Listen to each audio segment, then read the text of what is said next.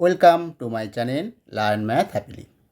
ছাত্রছাত্রী বন্ধুরা, দেখো আজকে যে বিষয় নিয়ে এসেছি ভিডিওটা, ভাগ না করে তোমরা কি বলতে পারবে কোনো সংখ্যা 4 দিয়ে বিভাজ্য কি না? এটা বলতে পারবে? যারা জানো তারা তাদের জন্য ভিডিওটা নয়, আর যারা বলতে পারবে না, যারা জানো না, তারা তাহলে মন দিয়ে দেখো ভিডিওটা। তোমরা খুব সহজে শিখে যেতে পারবে, ভাগ করতেই হবে না। এই ধরনের সংখ্যা এই ধরনের প্রশ্ন কিন্তু তোমাদের আসে, ঠিক আছে? এই ধরনের প্রশ্ন বা ভাগ না করে তোমরা সেটা বলে দিতে হবে সেই সংখ্যাটা 4 দিয়ে বিভাজ্য কিনা, ঠিক আছে? তাহলে চলো আমরা সেটা জেনে নিই। দেখো, এই 3টে সংখ্যা আমরা নিয়েছি, ঠিক আছে? এই 3টে সংখ্যা নিয়ে আমরা দেখব সংখ্যা 3টি কোনটা 4 দিয়ে বিভাজ্য, কোনটা 4 দিয়ে বিভাজ্য নয়। এটা আমরা ভাগ না করে বলে দেবো। নিয়মটা কি? নিয়মটা হচ্ছে, ভালো করে শোনো। আমরা দেখব অঙ্ক দুটোর একক আর দশকের ঘরে যে সংখ্যাটার একক আর দশকের ঘরে মিলে যে সংখ্যাটা হচ্ছে, তাহলে কত হচ্ছে দেখো। প্রথম অঙ্ক দুটো মিলে কত হচ্ছে? 10।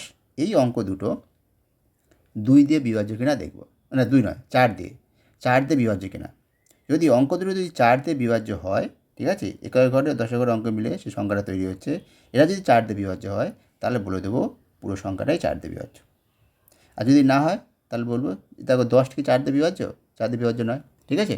তাহলে এই পুরো সংখ্যাটা 4 দিয়ে বিভাজ্য নয়। এবার দ্বিতীয়টা ক্ষেত্রে আসি, তাহলে এটা 9 হলো।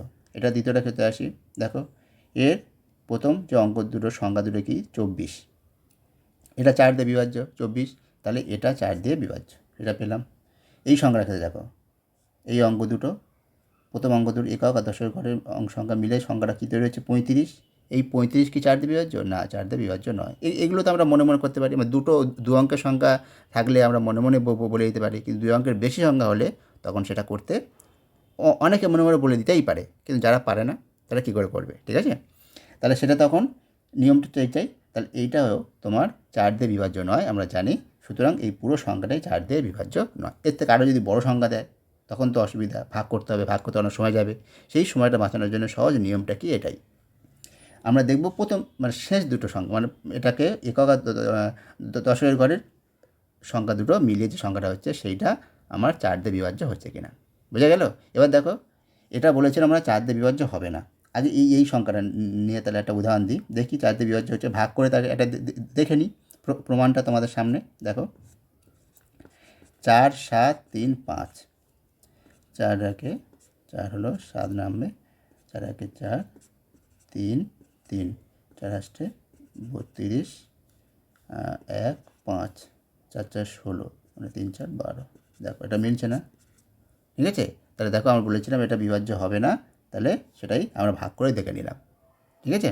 এটা তো তোমাদের জানানোর জন্য, তোমাদের বলা, মানে যদি তোমার মনে কোনো সন্দেহ থাকে সেটা সন্দেহ দূর করার জন্য ভাগটা তোমাদের সামনে করে দেখালাম। এটা তো ভাগ না করে আমরা বলে দিয়েছিলাম এটা বিভাজ্য হবে না, আর এটাই বলেছিলাম বিভাজ্য হবে। চলো দেখে নিই।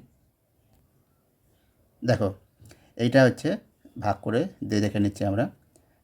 4 একে 4, 3 8, 4 8 32, 4 9 36, 2 3, 4 5 20,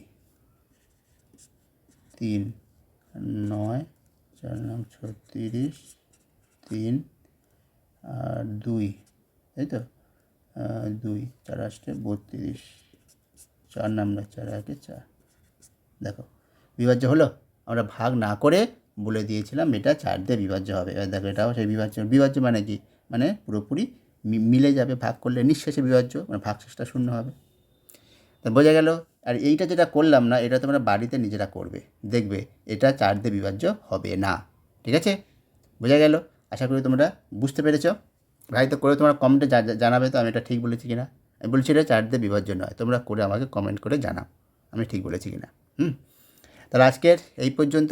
এই ধরনের ভিডিও তোমরা চাও কি না তাহলে কমেন্ট করে জানাও তোমরা, ঠিক আছে? এই ধরনের আরও ভিডিও নিয়ে আসবে। তারপরে 5 দিয়ে বিভাজ্য, 6 দিয়ে বিভাজ্য সংখ্যাগুলো কী করে বুঝবো সেটা জানার জন্যে কমেন্ট করো তোমরা চাও কি না ওই ধরনের ভিডিও, ঠিক আছে? ব্যাস, তাহলে আজকে এই পর্যন্ত। ভালো থেকো।